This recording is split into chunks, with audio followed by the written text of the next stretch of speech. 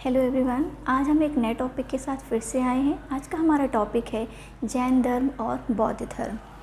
तो जैन धर्म के संस्थापक, जैन परंपराओं के अनुसार जो है जैन धर्म के जो संस्थापक थे वो हैं स्वामी ऋषभदेव, यानी कि ये हमारे पहले तीर्थंकर हैं। अब अगर हम बाद में डिटेल्स में देखें, यानी कि स्वामी ऋषभदेव के बाद में काफ़ी तीर्थंकर हुए, यानी कि हमारे 24 तीर्थंकर थे, लेकिन जो उसमें 24वें हैं यानी कि महावीर स्वामी ने इसको आगे बढ़ाया है।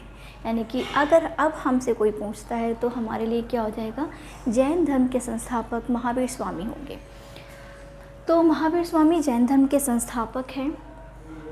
इनका जो जन्म स्थान था वो क्या है, वैशाली यानी कि कुंडग्राम में। इनके पिता का नाम यानी कि महावीर स्वामी जी के पिता का नाम था सिद्धार्थ।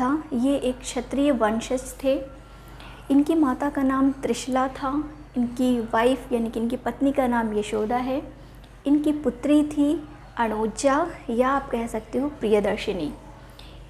इनका जो बचपन का जो नाम था वो है वर्धमान।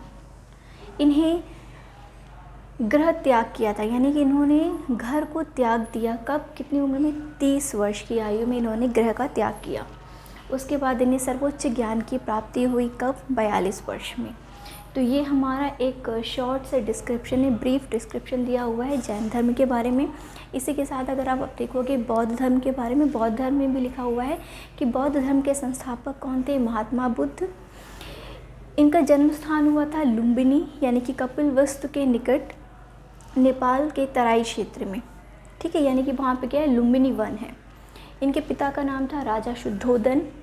ये भी एक क्षत्रिय वंशज थे। इनकी माता का नाम था माया देवी, जिन्होंने महात्मा बुद्ध को जन्म देने के 7वें दिन ही इनकी डेथ हो गई थी। तो इनकी आगे का जो इनका लालन पोषण था, यानी कि महात्मा बुद्ध का जो पालन पोषण किया गया है वो इनकी मौसी प्रजापति गौतमी ने किया है। इनकी पत्नी का नाम था यशोधरा। इनका एक पुत्र था जिसका नाम था राहुल। इनके बचपन का नाम था सिद्धार्थ। और इन्होंने गृह को त्याग दिया था, यानी कि अब इन्होंने अपने घर का त्याग दिया 29 ईयर्स में, जिसे आप एक महान त्याग के रूप में हिस्ट्री में जानते हैं। तो इसे हम महाभिनिष्क्रमण भी कह सकते हैं। और फिर इन्हें एक सर्वोच्च ज्ञान की प्राप्ति हुई 35 वर्ष की आयु में। Thank you.